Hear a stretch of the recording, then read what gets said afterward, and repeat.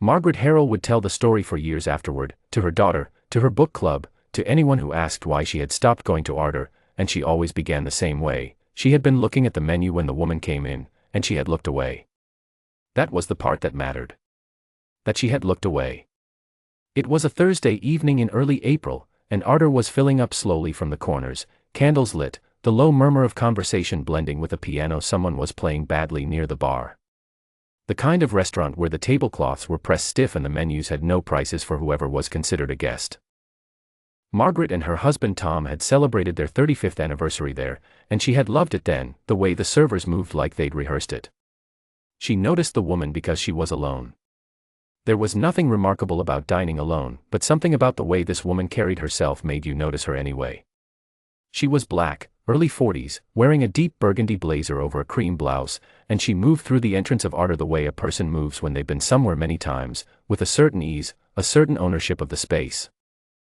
She paused at the host stand, spoke to the maitre d', Randall. Margaret had seen him there for years, and smiled the quiet smile of someone confirming a reservation she'd made weeks ago. Randall smiled back. He checked the book. He said something, and she nodded. Then he led her to the table near the service corridor. Margaret watched it happen and did not register it fully, not at first. The table was set properly, white cloth, candle, the full arrangement, but it was the one that caught the draft every time the kitchen door swung open, the sound of dishes, the smell of dishwasher steam. A table Ardor kept for overflow, for walk-ins without a booking. Not the table you put a woman in a burgundy blazer who had made a reservation. The dining room's best tables, along the west wall where the windows caught the last amber of the evening light, were nearly half empty. One held a couple Margaret didn't recognize. Another held a man in a blue suit, but closer to the room's center where the lighting was warmer. A third, the one the restaurant's own website used in its photographs, sat empty through the first half hour. The woman in the burgundy blazer sat down, straightened her napkin, and looked at the empty water glass in front of her. She waited. Margaret picked up her menu. Tom was saying something about the salmon, or possibly the duck. He was always torn between them, and she heard herself making the sounds of listening. But she was watching, from the soft corner of her attention, the way you watch something without admitting you're watching it. A server passed the corridor table carrying water, a full pitcher, and stopped at the table beside it, refilled 2 glasses, moved on. He did not stop at her table. She did not call out.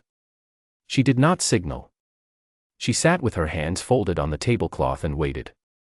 2 minutes passed. Perhaps 3. Tom had made his decision about the duck and was asking about the wine list, and Margaret was watching Randall lead a white couple to the west wall table, the good one, the amber light, and unfold the woman's napkin with a small flourish, the way he had done for Margaret 35 years ago. The woman near the corridor still had no water. She raised one hand, not urgently, not in a flag, just an open hand, a gesture of quiet presence, the kind of signal that said I am here and I am patient. A young server near the host stand glanced toward her, glanced toward Randall, and kept moving. Randall did not look in her direction. She lowered her hand. She reached into her bag, a small leather bag, the same deep burgundy as the blazer, and took out a notebook. A slim one, the kind with a cloth cover. She opened it to a clean page and set it on the table beside the empty water glass. She wrote something. Margaret Harrell would not know, until much later, what she had written. What she'd written was nothing dramatic, a time, a table number, a brief note. The details of the evening, recorded in the steady hand of a woman who had spent 22 years teaching third graders to pay attention to what was in front of them. Her name was Celeste Morrow. She had come to Ardor because she had just been named her district's Teacher of the Year, and she had wanted to mark it somewhere that felt like a real occasion. She had made the reservation 3 weeks earlier, with a confirmation number, and had been told the west wall table was available. She was writing it all down. Her water glass was still empty when the menus came. The server who brought them set them down without meeting her eye, and Margaret watched Celeste Morrow open hers and read it with the same unhurried attention she brought to everything else. Not performing patience. It didn't look like restraint even, the way restraint sometimes has a tightness at the jaw. She looked simply like a woman reading a menu, except she was sitting near a service corridor on the night she'd come to celebrate herself, and no one had brought her any water. Tom had finished with the wine list. He was ready to order. Their server came, took their order, disappeared. A busboy refilled Margaret's water glass without being asked.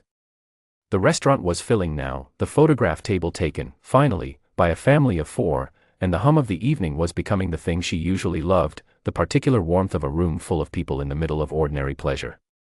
Celeste Morrow had been there 40 minutes. Her water glass was still empty. No one had taken her order.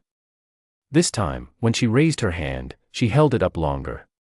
A young woman in a server's apron moved in her direction, then veered toward the table beside her and asked if they needed anything. She did not look at Celeste. Celeste lowered her hand a second time and picked up her pen. It was at this moment, not before, she would say later, she was honest about that Margaret put down her own fork. She had ordered the salmon. She could not have said what it tasted like. She had watched the water glass for 40 minutes and told herself it was probably just slow service, probably just a busy night, probably not what it looked like. She had looked at her menu and looked at her husband and looked at the amber light on the west wall where the other woman was not sitting, and she had understood, in the way you understand things you would rather not, exactly what it looked like. She set down her fork. "Tom," she said. He looked up. She didn't say it in so many words, not immediately. She nodded toward the table near the corridor, just barely, just enough, and Tom looked, and Tom saw the empty water glass, and the notebook, and the woman sitting with a composure that was so steady it had become its own kind of statement. Tom set down his fork. It was Celeste who spoke first, and she spoke to no one and to everyone, in the same level voice she used when she needed a classroom to quiet down, not loud, not sharp, just clear. "Excuse me," she said, to the room as much as to any particular person. "I've been seated here for 45 minutes. I'd like to order." The hum of the room did not stop exactly, but it shifted.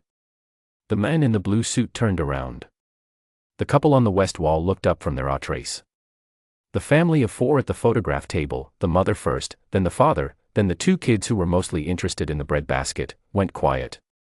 Randall appeared from somewhere near the bar. He was already forming the expression he used for small corrections, a gentle smile, a slight tilt of the head, the look of a man who was about to explain something that was really quite simple if you just understood how these things worked.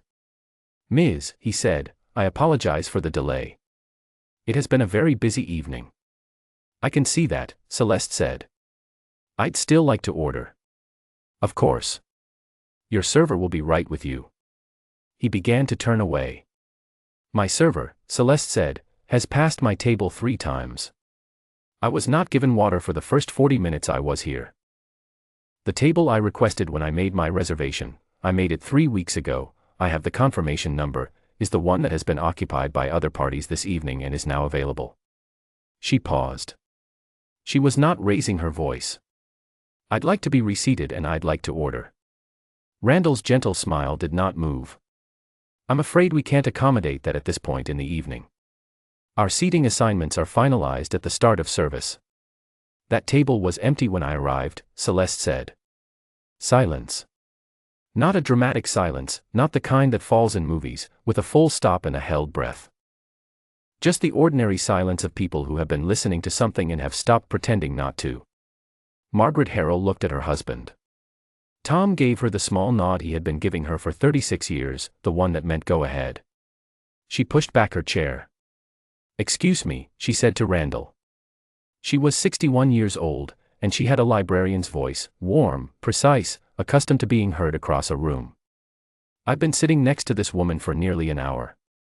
I watched your staff pass her table repeatedly. I watched you seat 3 other parties at tables with better service while she sat here. I want to understand what the difference is, because from where I'm sitting, the only difference I can see is..." "Margaret," Tom said softly, and Margaret stopped, because Tom was not stopping her, he was pointing, gently, toward the far side of the restaurant.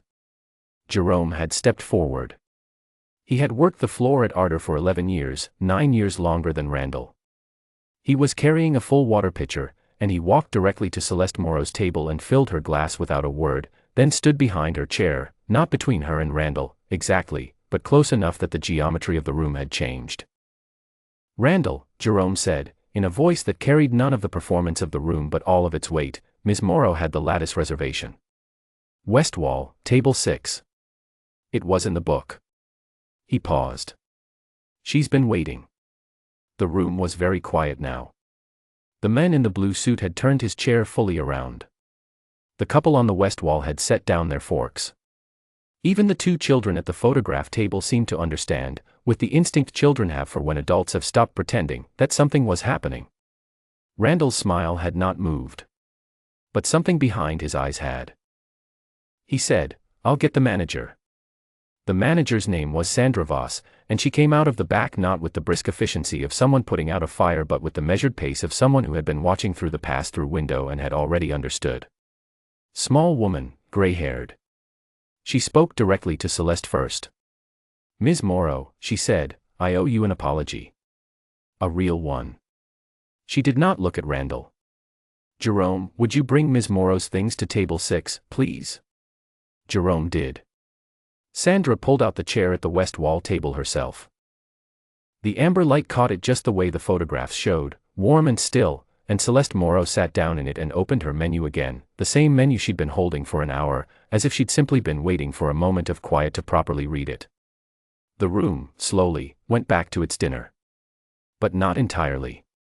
Not all the way. Margaret Harrell sat back down across from her husband and looked at her salmon and found she didn't want to finish it. Not because of the salmon.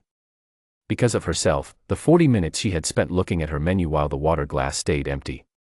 She had told herself, each time she'd looked away, that it wasn't her place. That it was probably just a busy evening. She knew perfectly well it hadn't been any of those things. Tom reached across the table and covered her hand with his. "You went," he said. "Not fast enough," she said. At table 6, Celeste Morrow ordered the duck. It arrived within 10 minutes, accompanied by a glass of wine she hadn't ordered and a handwritten note from Sandra Voss that read simply, "We are glad you are here." She ate her dinner in the amber light while the restaurant finished its evening around her, and when she paid her bill and stood to leave, she stopped at Margaret and Tom's table for a moment. "Thank you," she said, to both of them. "I'm sorry it took me so long," Margaret said. Celeste looked at her the way a teacher looks at a student who has finally gotten the answer right, not triumphant, not forgiving, but clear-eyed, taking the measure of things. "It took you," she said. "That's what matters." She walked out through the main door, past the host stand and the now empty table near the service corridor, and Arthur went on, candles still lit, piano still playing, servers still moving through the warm room. 3 days later, Randall Pruitt was no longer assigned to the floor at Arthur. Sandra Voss reviewed the reservation log for the past several months. She did not like what she found. A week after that, the office of the Alderman County School District sent a brief, carefully worded note to the parent company of the restaurant group that owned Arthur. The district held a catering contract with that group, an annual event, 8 years running, several $1,000s worth of business. The note indicated the district would be exploring other vendors for the coming year. No one at the district named a reason. They didn't need to. Celeste Morrow went back to her classroom the following Monday and stood in front of 22 third graders and thought, as she sometimes did, about what it meant to pay attention. To look at what was actually in front of you and not at what was easier to see. It was the most important thing she had always believed she could teach them. She believed it more firmly now.